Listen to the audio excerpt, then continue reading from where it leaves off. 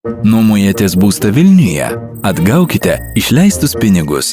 Neturite būsto arba turimas mažas ar nusidėvėjęs? Esate gyvenamąją vietą deklaravę Vilniuje ir čia daugiau nei metams įsinuomoja būstą, o nuomos sutartį įregistravę NT registre? Taip pat esate deklaravę savo turtą ir pajamas, kurių vertė neviršyje įstatymuose nustatytų dydžių? Galite gauti nuomos kompensaciją. Kaip pateikti prašymą? Pildykite prašymą prisijungę prie vmb.lt savitarnos arba svetainėje vmb.lt. Susiraskite prašymo formą ir užpildytą formą atsiųskite paprastu paštu. Mūsų darbuotojas išnagrinės jūsų prašymą per 30 kalendorinių dienų.